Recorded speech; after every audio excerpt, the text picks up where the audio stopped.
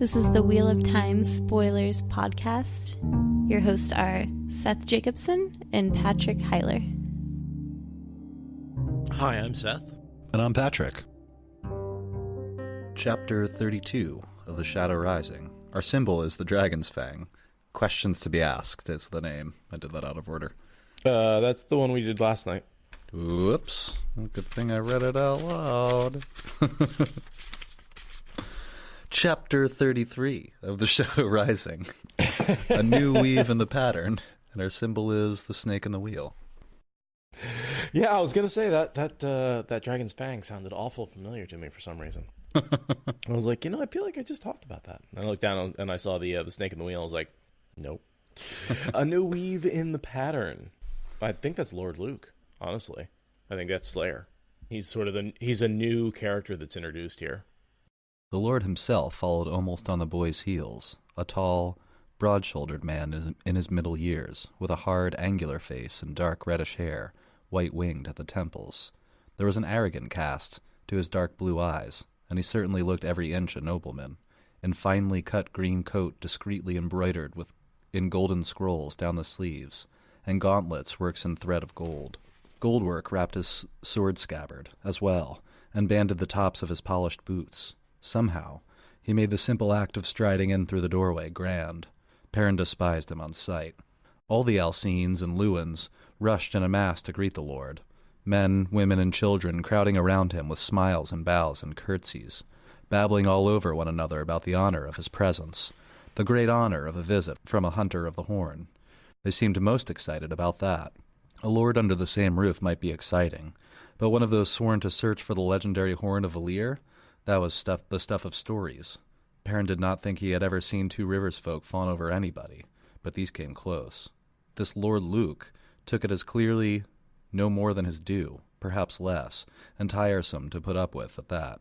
The farm folk did not see, or maybe they just did not recognize the slightly weary expression, the slightly condescending smile.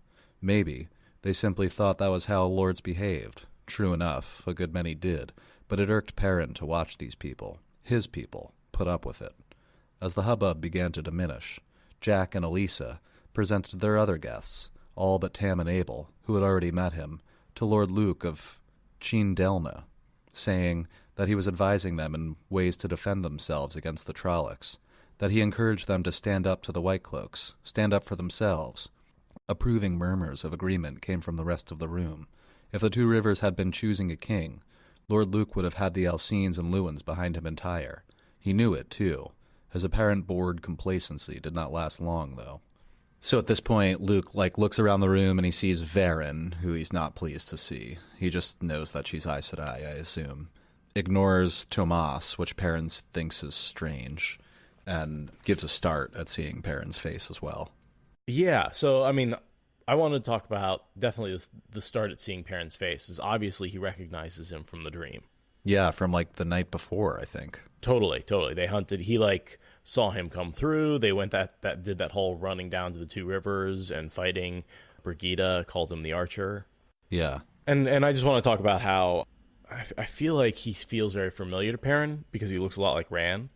With the dark reddish hair with white winged at the temples. I don't know. He looks like Rand's uncle, basically. He looks a little like Tigraine, because he is Rand's uncle, right? Because he is Tigraine's brother.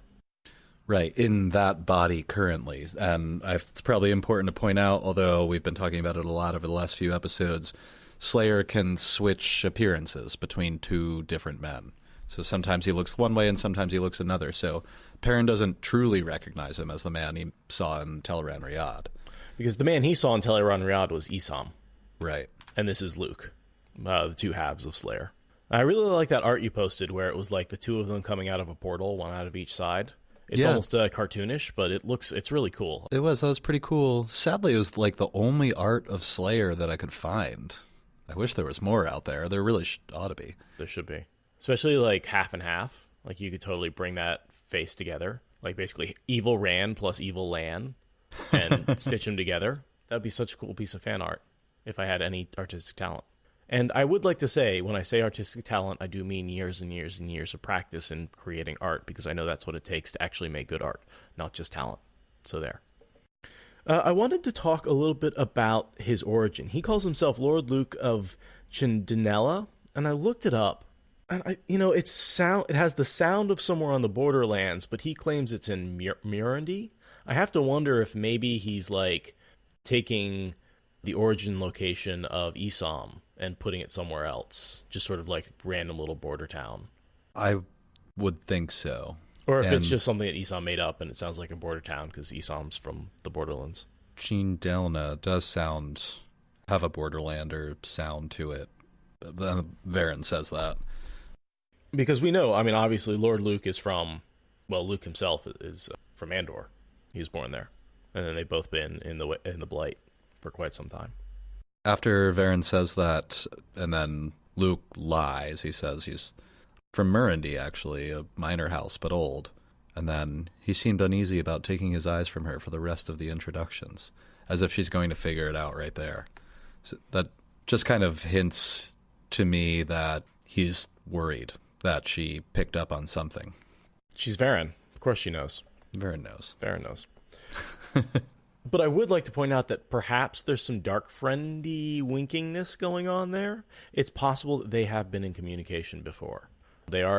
He is technically there on the orders of, we believe, Forsaken Ishmael, and she may also be there at the orders of Forsaken. They may be working together, but I don't think so. I think it's more likely that she's got her own orders, and even if she has her own orders, she has her own agenda beyond that. Right. Yeah, he barely glances at Tomas, though, even though he's wary of Verin, which Perrin finds strange, because, Perrin has the thought, like, well, if you're nervous about Verin, you should be nervous about Tomas, too. Doesn't matter how good you are with your sword, no warders slack, But Perrin, of course, doesn't know that Luke can just disappear. Right, there is that, whole teleporting behind you and killing you before you even know you're there. It's one of those skills that makes you kind of unstoppable. Yeah. And I think he can pull people into the dream as well, and then he has total power of them. The whole teleporting to Teleron Riyadh thing is just super overpowered. It's kind of crazy, because once you're there, you can do all sorts of things, like teleport, and if you can bring someone in there, you can just change who they are if you're bringing them in the flesh. Do crazy stuff to him. Where does Luke go when Isam has the body? And where does Isam go when Luke has the body? I originally thought, no, I don't know. I don't know is the real answer. I kind of think there's only one body, and it can only change in the dream, and they share a single mind. And that's why he can never transform from one to the other in the real world. I think he always has to go into the dream in the flesh, and then one mind takes over and pictures itself differently, and the flesh becomes different, and then he can jump back out again and become the new person. I feel like there's some exception to that throws everything into... I can't remember where it was, though. Let me see really quickly if I can find it. I wouldn't be too surprised if he could do it in what looked like an instantaneous, teleport to Teleron Riyadh, switch forms, teleport back. He could do all that in a blink. And so it would look instantaneous to us. He could probably do it very, very quickly. Unless it's like pain, we don't know exactly. It could be a painful transformation, but I don't think so. I think it's just like any Teleron Riyadh transformation with clothes or appearance. You just do it. The wiki's saying he can appear in both forms in both worlds, but there's nothing cited, so I don't want to go with that. Well, and we know he can appear as either one in both worlds. The question is, how does he actually transform between them? Oh, I don't know. I always kind of assumed he would have to go into Teleron Riyadh, change his form, and then come back out. What I believe as well. Oh, I gotcha. Yeah. And once again, Ogier Tendencies is the kid in the math class who got us off topic by raising his hand and asking a slightly on but also slightly off topic question. It's a good question. For those of you who don't know, if you haven't been around when we mentioned it, the next patron-only episode is going to be Slayer. The outline's already laid down. I just have to, next time I have a afternoon to sit around and do all the research, I'll have it put together. So that'll be the next. We just did Asmodean a little while ago, so that'll be coming out pretty soon as well.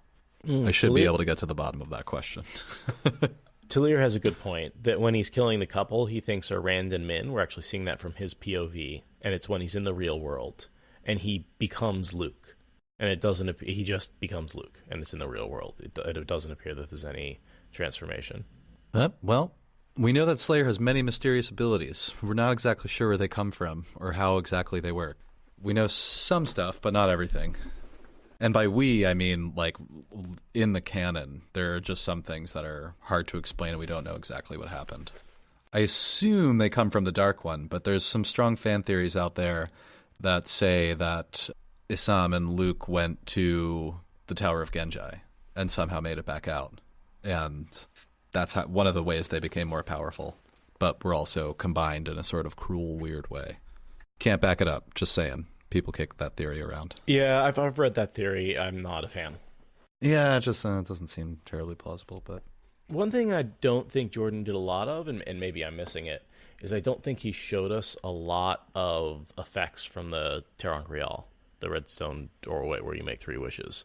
Mostly because it was locked away in Ruidian and pretty much never used. Mm-hmm. So it's hard for me to attribute any like specific, like, oh, the Slayers found it and made the wishes and that's how they merged together. I just don't think they used it. Oh, yeah, I mean, there's the tower, but... Yeah, but I think we settled on that. And, you know, feel free to argue with me on this, but I don't think he went in. I think he just teleported into the real world or away. Oh, not this last time, at least. Yeah. And I think it's the only time he actually goes into the tower, as far as we know. Yeah. There's just that one scene a couple of chapters ago where he disappears near it, and a lot of people thought he went into it, but I don't agree. I think he just got there and phased out.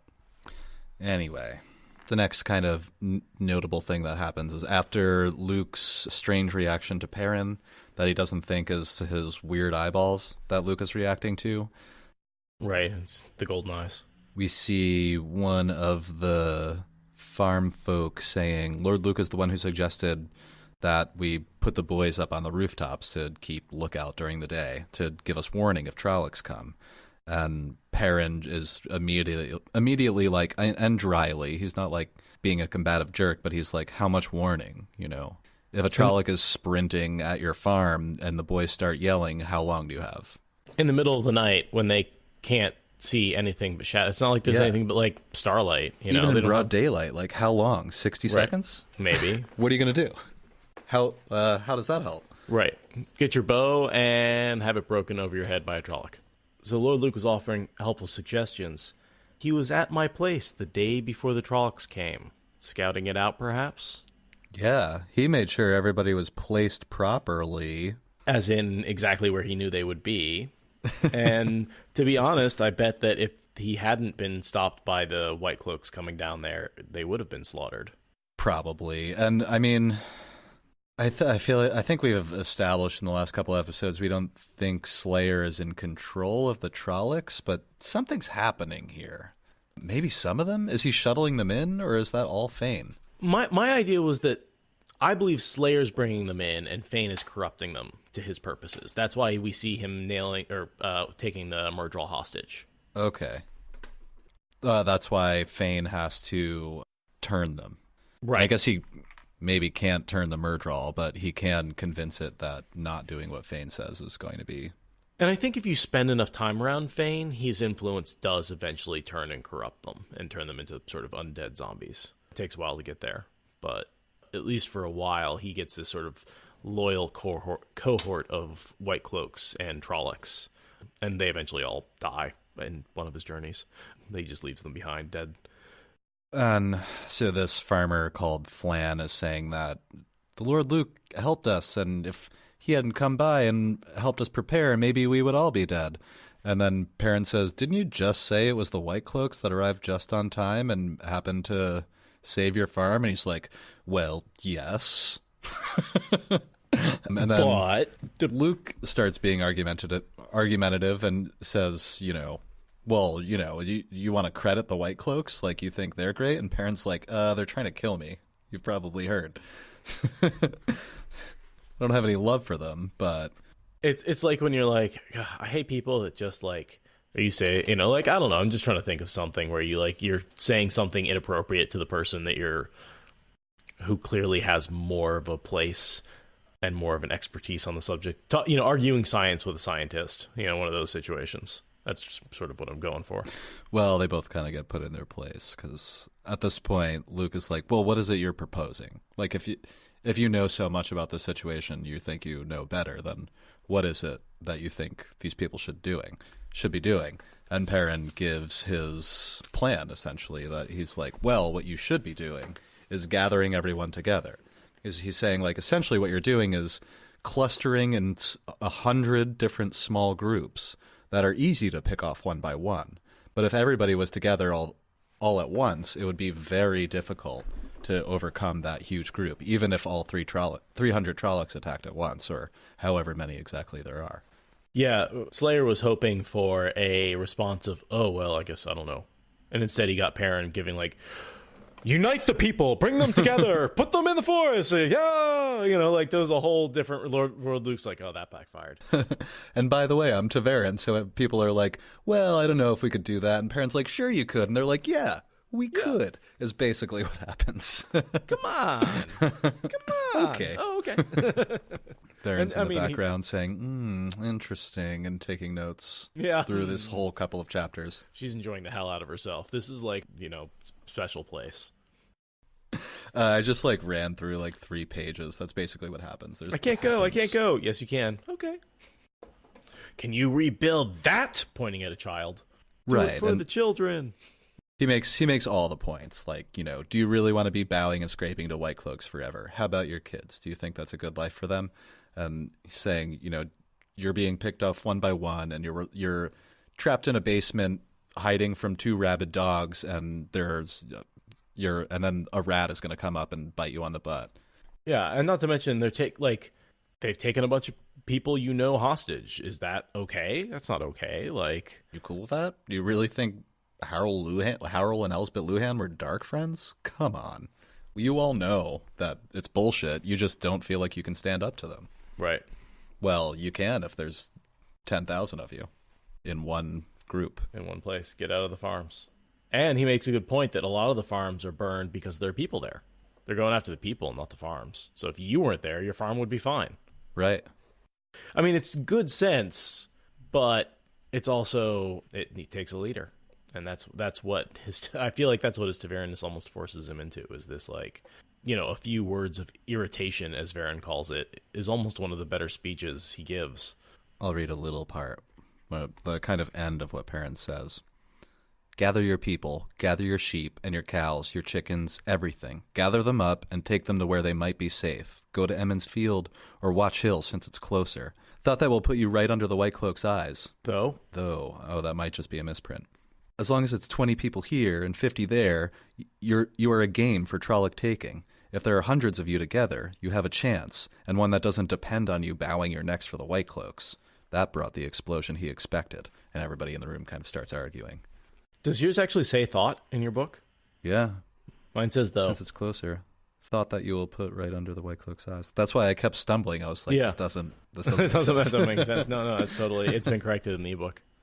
Yeah, it's funny. This must be an old one. I love finding those little things. Yeah, it's just an extra letter. But I do that all the time. It's good to see Jordan can make the same mistake as the rest of us. Perrin dramatically slams his hand on the lintel of the fireplace, and the arguing stops. And that's when he says, I haven't seen a field trampled or fired, or a house or barn burned unless there were people there. It's the Trollocs, or it's people the Trollocs come for. And if they burn it anyway, plant new crops. Stone and mortar and wood can be rebuilt. Can you rebuild that? And he points at a baby. It's one of my favorite lines. Oh. Can you rebuild that? He says, of course, Master Alcine, it's your choice, but that's what I think. This is the best way to keep your family safe. More families. Yeah. Not just 3 families. Try 20, 30. And so after all this, Lord Luke's like, I don't like the looks of things. I'm out. He leaves. He's like, this is not good for me. I need to go build up my forces because I'm going to have to attack Emond's field. An interesting plan, Luke said, studying Perrin. From his face there is no telling whether he approved of it. I shall watch to see how it turns out. And try and fuck it up. And now, Master Alcine, I must be on my way. I only stopped to see how you're doing, of course. Oh yeah, I gotta go. Sorry. Yeah, I gotta go wash my hair. See ya. Jack Alcine is worried what the Whitecloaks will think if everybody starts congregating together. Perrin says, let them think. Who cares? Yeah. You're the best bowman in the world.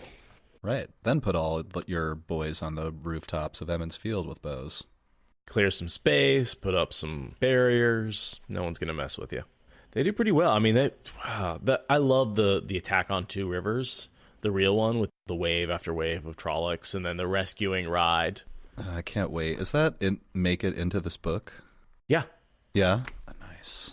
There's some great fan art of that. I know this is where, well, not, I was going to say where it starts getting complicated. It's been complicated the whole time, but...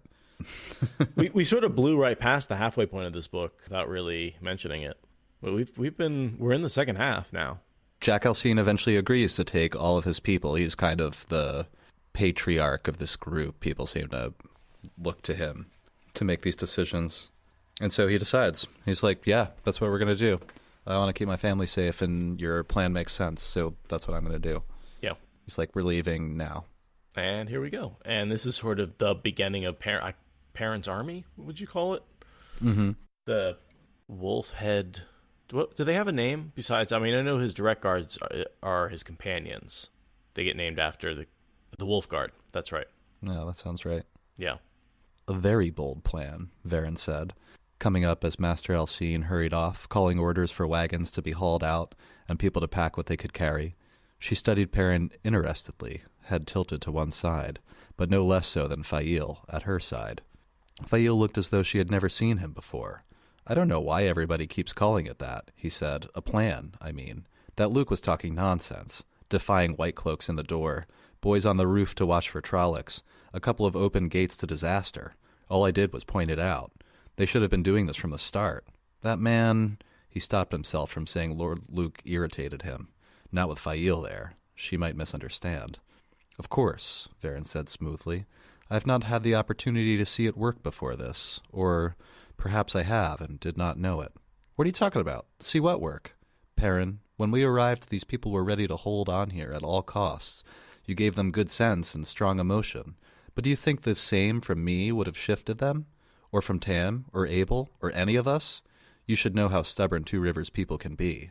You have altered the course of events would have followed in the Two Rivers without you. With a few words spoken in irritation?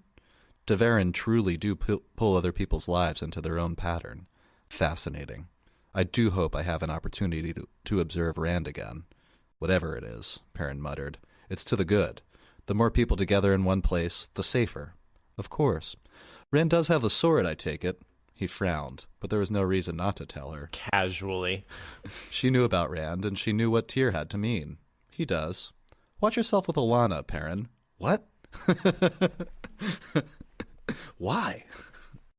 And Verin doesn't answer. She just kind of continues on. There are many designs in the White Tower. Not all are malignant, by far, but sometimes it is difficult to say until it is too late. Verin's basically saying, I don't know what Alana's game is. Verin would make a useful read in any number of possible plans. Yeah. I mean, Alana's definitely considering bonding him as a warder until Fail gets a hold of her. I think Fail is the only thing that saves him from being bonded at this point. Yeah? Totally. I don't even remember that. Fail confronts Alana? Is that later, or did we cover that already? I think it's later. It's not on screen, but it's definitely a thing where, like, Alana's like, I was thinking about it, but... yeah, he's got a crazy wife, so no. Once someone's been bonded a warder, they don't get to be married, generally. We don't hear about warders going on, not other than to their Aes Sedai occasionally. But they don't have the freedom. Maybe if, like, some Aes Sedai was, like, a brown stationed in the tower and her warder was off, like, getting it on. But I don't think so. My assumption was that once she realized that she would have to deal with Fail to get him, she was like, man, it's not worth it. I'll pick up another one. There's a nice little scene here between Fail and Perrin. Yeah, we kind of skipped right over the flirting with Lord Luke that she did right when he walked in. She sort of gave him the moon eyes. It's subtle and for a moment, but she's really only doing it for Perrin's benefit. And she says that right here, like... Yeah. I mean, I think he's a handsome man. I think she did give him a little bit of the moon eye. But, we all look at attractive people. There shouldn't be anything wrong with that. But, yeah. Yeah. I talked about this a little in the last episode, but they kind of hash some stuff out. And this is where Fail and Perrin start speaking to each other a little bit more openly and, actually communicating in a mature way. Right. Or trying to. And she's lying about pretending to be attracted to Lord Luke here, I think. And she's like, will you forgive me? And she kind of wants him to be like, no, how dare you look at other men? I'm jealous. And she wants to crank him up and get him to be all protective and, claim her a little bit. And instead he's like, yeah, I forgive you. It's cool. Yeah, it's okay. We all do dumb stuff sometimes. Remember all that dumb stuff I said in Tier? That was not even true. And every time he says something like that, it just pisses her off more. Every time he's reasonable. Yeah. Oh, well. But they are communicating a lot better here. I want to explain the relationship, not condone it. Yeah, they are. I mean, finally trying to talk to each other. It takes them a while. I guess I can just say, I've been in so many relationships where you're trying to talk, but, you just don't understand what the other person is saying, and they don't understand what you're saying, and it can be really frustrating if you have different starting points or different assumptions. Oh yeah, I wonder about that sometimes.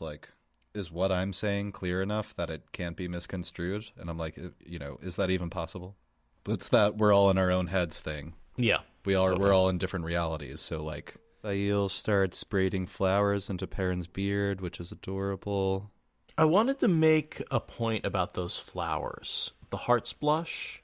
Mm-hmm. There's a particular line here where when she gives him the crown, he puts it across the saddle of his horse and says, I will take care of them the best I can. And so I sort of see this parallel between him saying that about the men while Aiel is handing him a crown of flowers that represent the hearts of the men that he is taking possession of. And then he puts it on his head and becomes king. Does he put it on his own head? Or He totally does. He puts it on the pommel of his saddle here for a bit. And then later does she put it on his head and he leaves it there. He's like, I must look the fool, but he left it there. First he won't wear it. Yeah. Then eventually she keeps shoving it at him and he's like, all right. And that's essentially how he becomes king. Yeah. No, I think the symbolism of this crown of Heart's Blush is just so spot on for the crown of Manetheren that Perrin takes up. I mean, the hearts of the men that right when he takes possession of the men, it's no crown of thorns, but it is a crown of flowers. I never thought about it this way either. I'm kind of responding to Aradia, but yeah, I never thought about it that way. But it is a really good little kind of tiny analogy. Yeah, it was actually came from a mistake because I was reading through that sentence where she hands him the heart's blush, and he says, I will take care of them the best I can. And I thought he was talking to Fail and about the flowers, and then I reread it and was like, oh no, he's talking about the people. And I was like, wait, what if he's talking about both? Dude. Or the young men decided to go with them. They get surprised by the Aiel popping out of the bush here. They almost shoot the Aiel, or, try to shoot them. Of course, the Aiel always think it's funny. They're like, isn't that funny? We almost all just killed each other. Right. And the Two Rivers kids are just looking at them. No, it's not funny. It's not funny at all. Because, let's be honest, it wouldn't be the Aiel that would be killed in that situation. I don't know. How far apart are they? I would think fairly far. That's the question. Could the boys knock and shoot before the Aiel got to him and threw a spear? I mean, Perrin seems to think they could have thrown a spear that far, so that's not very far. But also, it would be really hard to shoot a longbow while sitting on a horse. I suppose it could be done, but it's so big. All right, who would win in a fight? Two Aiel or a bunch of Two Rivers longbowmen? Send us your the stories. Aiel start running from across a long field and have to cross through the longbow range first, because then I feel like the boys have a shot. But otherwise, oh, yep, I didn't even mean to do that. I think in most situations, except perhaps in troop situations, the Aiel have an advantage. I think when you get a lot of longbowmen together versus a lot of Aiel, the range makes a big difference. Yeah. But when you have just like 1 versus 1, the assassin's going to win. In with that, I feel like Will flirts a little bit with Bane and Chiad, and they exchange a look and a nod. I was just curious what that led to. Do you think someone ended up playing Maiden's Kiss? Yep. Yep. That's exactly what I thought when I saw that. Will kind of smiles at them, and the two women look at each other and nod, and that's all that happens. But I'm pretty sure what's happening there. It's, well, okay, some of Discord is saying, let's mess with him. Well, that's what Maiden's Kiss is messing with him. This is gonna be our toy for a while. Totally. Bradco's asking, won't that make all jealous? Not yet. I don't think that's a thing yet. I mean, it might be a thing in his head. He's I think he may be attracted to one, but mostly they just drive him nuts at this point. I think he's more into Chiad. Yeah, I can't remember which is, but I remember Bane is Gaul's Bane, so they don't get along. Gotcha. Chiad is the one he likes. Yeah. And eventually he's kind of won over or accepts their proposal. Yes, well, and they accept his. So they sort of are like, he's like, darn it. Well, it's sort of Bane and him eventually end up getting along. Because I think him and Chiad technically have a blood feud, but then that like hate becomes strong emotion and turns to love. But then there's like, they have to bring Bane into it because she's not as excited. That's my interpretation of the relationship. I don't have a lot for the next pit. He's just sort of, they're traveling. He's giving the same warning to a bunch of different houses as they pass by. Yeah. Saying like, hey, the Alcines and Lewins just did this, so you might want to do it too, because now the neighbors you thought are there aren't, and so all these people keep leaving. Like, well, if this is what everyone's doing, where everyone's going, that's what we're going to do. No, he definitely starts a chain reaction that probably spreads out, because by the time he gets back to town, almost all the farmers have been pulled in. So this sort of happens. He sets off this little reaction that occurs independent of him once he goes off to rescue the girls. Right. Eventually, once they get close to Watch Hill, Tam says, all right, you gotta stop getting all the farms to vacate. Like, the Whitecloaks are going to notice. Yeah. If in your wake, people start moving away from the Whitecloaks and toward Emond's Field. Well, there's just going to be there's going to be like 20 farms of people coming in. The Whitecloak's going to be like, excuse me, why are you here? Oh, right. I forgot that part of it is that these people will head for Watch Hill, not Emond's Field. And the Whitecloaks are based in Watch Hill. Right. So we don't want to cause an alarm because we're about to try to sneak in there. So Exactly. Yeah, we don't want them to know there's a bunch of farmers like up and leaving and weird stuff happening. We want them to be on low alert, not high alert. Tam and Abel know a good thicket where they can look down at the Whitecloak camp without being seen. Perrin does his Uno impression. Yeah, I kind of skipped over that, but there's a point where all the boys are laughing and joking, and there's quite a few at this point, like a dozen or so. Because at each farm he stops at, like a young man or two is like, well, I want to help. Do you want to try reading all those names? All right, I went through and listened to the audiobook. The Torfins and the Aldais, the Ahans and the Marwins. I practiced that. And then Lewin's, Alcines were the original. Right. There might be more. And I want to make a point that he then, so once they calm down and they argue about who wants to be in lead, and he puts 2 people in charge, Daniel and Ban. Now, Daniel was the potential 4th boy that Robert Jordan was originally going to write as leaving the 2 rivers with the other 3. Mm-hmm. And then, so just keep that in mind. So he sort of, every once in a while, he gets a nod to like being an important character, which is he gets put in charge of one of the 2 groups. Ban doesn't have a whole lot of activity, as far as I could tell. He's just sort of the leader of one of the groups. No, yeah, and he's kind of loosely around. Yeah. You know? I think he's not like, they don't talk about him in the last battle or anything. Aradia is pointing out that as we watch this from Perrin's perspective, when Perrin's like, he looks at Ban at some point, is that right, Ban? And says like he got all the nose in his entire family. Oh, Jesus. This dude has a huge nose. Okay, do you think it's more wide like a Trolloc snout or long and pointy? I'd say probably like long, pointy. That's what like just, you know, big bridge type. Yeah, the boys are having too much fun. Perrin gives them a tongue lashing, and then he splits them into two groups, and he picks the two young men that you mentioned to lead the groups of roughly 6 apiece, maybe a little bit more than that. Right.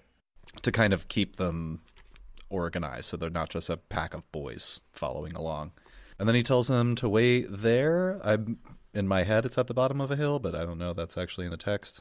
I think it just says a thicket. Yeah, but we see them climbing a hill and, that's right. Then cresting it later to look over at the Whitecloaks. So they are behind a hill. He tells the boys to wait there. The Aiel, Perrin, Fail go into the camp. Do Tam and Abel stay behind as well? No, they don't. No. Because they're at least at the top of the hill, because they point out where things are in the camp. This is basically the actual fighting forces go into the camp. Tam, Abel, the Aiel, Perrin, Fail. The two Rivers boys stay behind and ride and yell and scream. Which, I mean, they take so much pride. And it is a risk, don't get me wrong. But they take a ton of pride from, like... Basically what they do is wait and then run away. Yeah. While yelling. Every time I read the scene, though, I gotta say, I always wish that there was, like, 5 times the amount of boys with longbows waiting at the bottom of that hill, so when Perrin comes the other side and the Whitecloaks come, they could just lay them all out. Yeah, I feel like there would be a very different relationship then between the town and the Whitecloaks. These are young boys. They're not going to just be shooting men off horseback. Right. All of a sudden. Yeah, it's just too much of a risk. Let's get them killing Trollocs first. They're not soldiers. Yeah. Get blooded on Trollocs, and then you can worry about killing humans. It's a little rougher. I also noticed that there's Perrin kept a sharp eye out for any sign of Whitecloak patrols, except for one dust cloud toward the north road heading south. He saw none. So he sees one party heading south. Right, North Road, whatever. It's all confusing. But we later learn that Fane was in the south, and he ends up killing the guy that Perrin sent with that Bornhold sent with Fane. So this is actually Fane's group that's currently riding south. I couldn't remember or figure out why. Wait, Fane kills the guy that Bornhold sent with Fane. Yes. To watch the group over him and basically report back what they were doing. Yeah. And then he says, we got attacked by Trollocs, and your 2 spies happen to be the only casualties. Conveniently. But that little dust cloud is Fane heading south. And later we see when they actually get to the camp, there's this sort of side camp that's a little more torn up and not as gross. And that's where Fane and his soldiers were staying. Yeah. Off to one side lay a much smaller camp. And this is where Abel's sitting at the top of the hill with Perrin. He's saying, like, this is where the prisoners are kept, and just, like, pointing out things in the camp. Perrin says, we should think on this a while, and asks Tam if he will settle Will and that lot down. See, none of them takes it into his head to run for home. Like as not, they'd ride straight for the North Road, not thinking we'd have 100 of those Whitecloaks over here to investigate. Abruptly, he realized he was giving orders, but then he tried to apologize. Tam grinned and said, Perrin, you took charge back at Jack's place. This isn't the first time I've followed a younger man who could see what had to be done. You're doing good, Abel. You're doing good, Perrin, Abel said. Just get the picture of him giving a thumbs up and a big smile. Slip back into the trees. These 2 older men are like, no, this kid's got it. Yeah. Doesn't need help. I think they're very happy to sort of be implementing his plan. They knew something had to change. And they're like, yeah, at least, well, like Morgane's, at least we're not in charge. Like, at least we're not in charge. Yeah, at least we're not in charge. Like, well, I'm glad somebody's doing it, but, you know, they're not leaders in the same way that Perrin is. No, right. Tam's a great, he's a loner. Tam's a great, what do you call it? Like, he's the guy you call when you have a problem. CFO or... like kind of in between the high ranks and the low ranks. He's in between. He's the one that, like, high-ranking dudes talk to him, and Tam gets the things that they want done. NCO, thank you, Grebo. A non-commissioned officer. Yeah, and they're not calling him lad anymore either. I did notice, so they have tried to sneak in at night a couple of times. And I did think it was interesting that Tam and Abel had so much trouble sneaking in But it looks like this group does it no problem. Is it just because the Aiel take down the guards, so there's no one to, like, cause an alarm? Or is it, like, Verin twisting? Like, what's different this time? Tam is a professional warrior and all that. But, right, Ogier, I think you're starting to get at it. But Tam is a professional warrior. Abel is a farmer. And he may be, like, great with the bow and a great woodsman, but he's not a soldier. So, and they're also only 2 men. And so we have Fail, who watches Perrin's back, and that's very useful. And she knows what she's doing. She's no slouch. Maybe not a Tam. But then there's Perrin, of course, who can see and hear in the dark. And then 3 Aielmen. Yeah, that's a huge advantage to just be able to, like, walk around casually and not trip over things. Or I'm saying Aielmen, but I guess 2 are Aiel women, but whatever.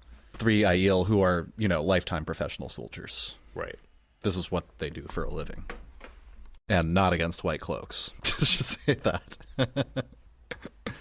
This might be a good time to bring up, and I'm not even sure why I'm doing it, but Tam has fought Whitecloaks before. He fought in the Whitecloak War, which happens quite a long time before the series starts. That always sounds like the Clone Wars to me. I don't know why. The Whitecloak War. I imagine it would be an equally bad prequel. Actually, no, it would probably be way better. You going to caution me about being foolish again? He said to Verin. Instead of answering, she said in a meditative voice, "It will be even more interesting to see what you do next. I cannot say you are shifting the world on its foundations, as Rand al'Thor is, but the 2 rivers is surely moving. I wonder if you have a clue as to where you are moving it." "I mean to free the Luhans and the Coffins," he told her angrily. "That's all. Except the Trollocs," he thinks. And I'll skip a little bit. "Of course," Verin says. And then I believe this is Fail talking now. "I suppose you mean to try bringing them out tonight," to Perrin. It had to be done now, because he had been passing his warning about, and folks knew who had told them. Maybe the Whitecloaks would not hurt their prisoners. Maybe. He trusted Whitecloak mercy as far as he could throw a horse. He glanced at Gaul, who nodded. Tam al'Thor and Abel Cawthon move well for Wetlanders, but these Whitecloaks are too stiff to see everything that moves in the dark, I think. They expect their enemies to come in numbers, and where they can be seen. Chiad turned amused gray eyes on the Aielmen. "Do you mean to move like the wind then, Stone Dog? It will be diverting to see a Stone Dog try to move lightly. When my spear sister and I have rescued the prisoners, perhaps we will go back for you, if you are too old to find your own way." Bane touched her arm, and she looked at the flame-haired woman in surprise. After a moment, she flushed slightly under her tan. Both women shifted their eyes to Fail, who was still watching Perrin, her head up and her arms crossed now. He took a long breath. If he told her he did not want her to come, Bane and Chiad almost certainly would not either. They were still making a point of being with her, not him. Maybe Fail was, too. Perhaps he and Gaul could do it alone, but he could not see how to make her stay if she did not want to. Fail being Fail, she would just as likely sneak after them. "You will stay close to me," he said firmly. "I want to rescue prisoners, not leave another behind." Laughing, she dropped down beside him, snuggling her shoulder under his arm. "Staying close to you sounds a fine idea." She flipped the crown of red flowers onto his head, and Bane chuckled. He rolled his eyes up. He could just see the edge of the thing hanging over his forehead. He must look a fool. He left it there, though. Yes, he did. So through the ride, he's just like has the crown of rose, or the crown of roses, not really. The crown of... red flowers. Yeah. What were they called again? Heart's Blush, Heart's I think. Blush, yeah. I'm just saying, it's significant. Yeah, it is. She's crowning him with the blood of the Manetheren. And it's only when he accepts her... It's a really good analogy. Only when he accepts her counsel and... guardianship, for lack of a better word? Not guardianship, but... when he asks her to stay close and says, "I need you, you have to stay close to me." And only then can she actually put it on his head. And how else is a blacksmith going to run a kingdom? But, luckily he has the daughter of royalty with him to help him run this kingdom in the future. She knows how to run things. And push him into the position. He knows he can make good decisions and, be logical, and he knows his people, but he doesn't know how to run a nation. That's a whole skill in and of itself. I kind of noted that as Perrin's giving his short but sweet instructions, he tells the Aiel, please try not to kill anyone. Like, we'll only enrage them more if we leave a bunch of dead Whitecloaks behind. And the Aiel seem like gleeful about that. And that just made me think this is a lot like their tradition of taking Gaishane. Not that they're doing that amongst the Whitecloaks, but it's a statement of your skill as a warrior if you can knock another warrior out or over or hit them and not be touched. It's a game for them. Kind of, with deadly consequences. Yes, but, the point is to basically embarrass the Whitecloaks, not actually hurt them badly. They're going to gain G. Right. Basically. And G-Ito rules their lives. And then Verin... Oh, I would just like to know that half those Two River Boys don't bring food. Dumbasses. And then Verin says, Thomas is not going because I have another use for him. Yeah, Perrin kind of suggests, like, you want to send Tomas because we could probably use a warder along, And Verin says, do you think one more would make a difference? She said musingly. Besides, I have other uses for him. What other uses? Checking on Fane? Following Lord Luke? Watching Alana? Watching Alana, Ogier? There's all sorts of things he could be doing. I would love to see any evidence. It is a shame that after this chapter, there's a long gap where we jump back to Rand and we get sort of lose some of the... I feel like there's some details that we won't get to check back in on until much later in the book. Right. And Tomas is a dark friend as well, right? Yes. Yes, Tomas is definitely a dark friend. Which is also why I'm raising my big eyebrow here. Is Tomas and Verin are dark friends working together. I don't know, but... He's Purple Aja, the same way Verin is. He's on the side of good. He wants out. He's double agent. So, but at the same time, you have to swear your oaths, Although what's interesting is I bet the oaths are in the same way as the three oaths don't apply to the warders of Aes Sedai. So sometimes they can be like, yes, my warders... That's my warder, my name. And the warder's like, her name's, Sarah. And it's like, not. So the warder lies for them. I wonder how much Verin is able to help is basically able to use Tomas as a tool because he's not bound by the three oaths. I'm sure. We see Moraine and Lan do it even. Sure. We see Lan mislead people for Moraine. Yeah. And so I think Thomas is often Verin's tool to accomplish something that she can't do for herself because she swore on the oath rod. Yeah. If you want to convince people you have some other identity, it's pretty difficult to do without ever lying. Yeah. You may call me. Well, I mean, certainly Verin's able to lie, but she's not able to betray the dark, where I believe that Tomas would be able to. And if she ever got caught lying, it could be a death sentence for her. Right. Try not to lie. Yeah. That's, it's one of those things where, like, Moraine sent me. That was a risky lie right there. Risky lie. The Aiel melt into the night. Perrin and Fael go kind of their own way.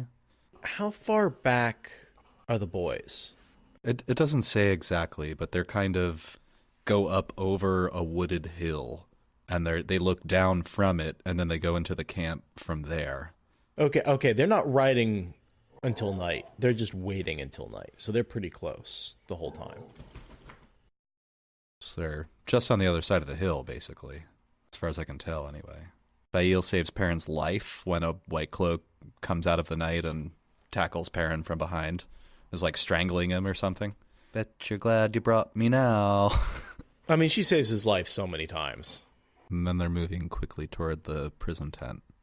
I didn't read the action scene where Perrin's tackled because it's just very quick. Like, he's tackled, there's a struggle, Fael puts a knife in the dude's back. And then he takes the cloak and uses it basically as a cover. Yes, that's important. So as they use that to get to the prison tent pretty easily, and then the Aiel, who were probably with them the whole time, they just had no idea. I do bet if Fael hadn't saved him, the Aiel would have. Or do you think probably. They were on a different route? I can't imagine they aren't watching. But Grivo's giving me an in-time correction. I said Fael puts a knife in his back. She actually picks up a piece of firewood and hits the guy in the back of the head. I was almost going to correct you on that. That's correct, oh, yeah. Yeah, okay. I'm just so used to Fael stabbing people that I just went there. Yeah. They're trying not to kill people, that's right. So she cracked his skull with a piece of wood, which actually isn't really any better. Maybe not. That's definitely like a fantasy novel, really an all novel trope of like you can punch a guy or hit him and knock him out, and he just wakes up a little later fine. Like generally, if you're hit hard enough to not wake up, you're having issues. You might die. Yeah, in real life. What's the joke about Batman? Is like, yeah, I don't kill people. I just drop them off bridges and they fall 300 feet, but they're fine. They're fine. Like, dude, you don't shoot people, but you definitely cause people to die. Like, you break bones. Yeah. I just break limbs and give concussions. Cause brain damage. Like, I guarantee an artery got severed in one of those bone breaks and somebody bled out. Like, that didn't just not happen. Especially because these guys can't go to the hospital. They'll get arrested. Where do you think they get their health care? Criminals, Inc.? Hey, the criminals in that universe are pretty organized. They probably do have their own single payer or something. Oh, that would be super nice. I might join if I could actually get health care. Yeah, what do I got to do? Rob a bank? Might be worth it. We'll send in your application to Bad Horse, and he'll let you know if you're ever in the evil League of Evil. I'll read. I have a couple of things to read here, kind of drive us forward as they're approaching the prison tent. Approaching the prison tent, he slowed, so as to not excite the guards. A white-cloaked man stood at this end, and the gleaming lance point of another rose above the tent's peaked roof. Suddenly, the lance point vanished. There was no sound. It simply fell. A heartbeat later, two patches of darkness abruptly became veiled Aiel, neither tall enough for Gaul. Before the guard could move, one of them leapt into the air, kicking him in the face. He staggered to his knees, and the other maiden spun, adding her own kick. The guard dropped bonelessly. Crouching, the maidens looked around, spears ready, to see if they had roused anyone. At the sight of Perrin in a white cloak, they nearly went for him, until they saw Aiel. One shook her head and whispered to the other, who appeared to laugh silently. Perrin told himself he should not feel disgruntled, but first Aiel saved him from being strangled, and now she saved him from a spear through his liver. For somebody who was supposedly leading a rescue, he was making a fine showing so far. Tossing the tent flap aside, he put his head into the interior, which was even darker than outside. Master Luhan lay asleep across the tent's entrance, with the women huddled together toward the back. Perrin put a hand over Harold Luhan's mouth and, when his eyes popped open, laid a finger across his own lips. "Wake the others," Perrin said in a low voice. "Quietly. We're taking you out of here." Recognition dawned in Master Luhan's eyes, and he nodded. You gotta wonder how long it took Master Luhan to recognize Perrin with the eyes and the beard and the scar. Because he hasn't seen him since they got back into town. He's been a prisoner the whole time. So the last time he saw Perrin was when he left. It would be tough, but I mean... It would be just like, whoa, where did you come from, boy? His eyes are golden, that's weird, and he has a beard, and that changes the shape of your face, but Master Luhan was a big part of Perrin's upbringing. Basically his father. With Perrin being apprenticed to him more or less, yeah, kind of his adoptive father. Not that there was any kind of estrangement between Perrin and his family, but it seems kind of like Perrin probably lived at or near the Luhan's house for many years. Yeah, he spoke about that basically he visited home. He lived with the Luhans and at the forge, and he visited his farm frequently, because it's not that far. Yeah, this is a spread out rural community. To go back and forth every day is probably not feasible. They don't have cars to commute. Which is interesting if you think about it. It kind of makes Perrin the city boy of the three of them. Rand and Matt were both out on their farms, and Perrin was like living in the town, working at the forge, seeing the comings and goings of all the big important people. Yeah, I mean, the big important farmers. And, you know. And Egwene and her father and... Yeah, I guess the wisdom and the mayor and people who own the important companies and whatever. People are saying Matt's house was in Emond's Field. Well, they're all in Emond's Field. All the farms. No, I don't know. But I thought Matt lived on a farm. He does. I mean, I think you guys are right. The Cawthon farm is much closer to the town of Emond's Field than Rand's is, for instance. Right. Or probably even Perrin's family's farm, which is pretty far out. So, but let's headcanon that Matt's family is on the edge of town. So he's like the first farm that you come to. It's probably there's not a lot of horses in the Two Rivers, but we know he knows horses. But Discord is pointing out that the Cawthon house is like in the town or like at the edge of the circle of town, the circle that is the town. So last he was waking Luhan up. Yeah, they disguise as many of the prisoners as they can, taking just the cloaks and things off the downed soldiers. And so Elsbeth has a conical helmet on her head and a big white cape. I love the image of that squished over her braid, just slightly off-kilter helmet. And her just sort of kind of awkwardly putting on the armor and being like, yeah, okay, I guess so. The Aiel ghosting ahead. He followed behind with Fail and the Cothans behind. Harrel and Elspeth bringing up the rear. To a casual glance, at least, they looked to be like 3 Whitecloaks escorting 4 women. The picketed horses were guarded, but only on the side away from the tents. After all, why guard them from the men who rode them? It certainly made Perrin's job easier. They simply walked up to the line of horses nearest the tents, each secured by a simple rope hackamore, and untied one apiece, except for the Aiel. The hardest part was getting Mistress Luhan up barebacked. It took Perrin and Master Luhan both, and she kept trying to push her skirts down to cover her knees. Natty and the girls scrambled up easily, and Fail, of course. The guards supposedly watching the horses continued their measured rounds, calling to each other about all being well with the night. When I give the word, Perrin began, and someone in the camp shouted. Then again, more loudly, a horn sounded, and shouting men poured out of the tents. Whether they had found the prisoners gone, or the unconscious man who had attacked him, it made no difference. Follow me, Perrin cried, digging his heels into the dark gelding he had chosen. Ride! It was a madcap rush. That reminds me an awful lot of the Nynaeve shot first scene. Yeah, the Whitecloak picket line. Exactly, yeah. You'd think they'd learn to guard it from the inside, but no. Right? They just keep cutting those horses free and using them to escape over and over and over again. My dudes, the horses, they're vulnerable. This is the second time. Prisoners keep escaping on you. Perrin notes again that even though an alarm has been sounded and Whitecloaks are running out into the camp, the Whitecloaks run to the edge of the camp. They're looking out, away, for whatever is coming toward the camp. That's this threat. Right. So they're not looking, so... They haven't realized it's prisoners escaping. Right. They think it's an attack. They're running up behind guards who are facing away from them.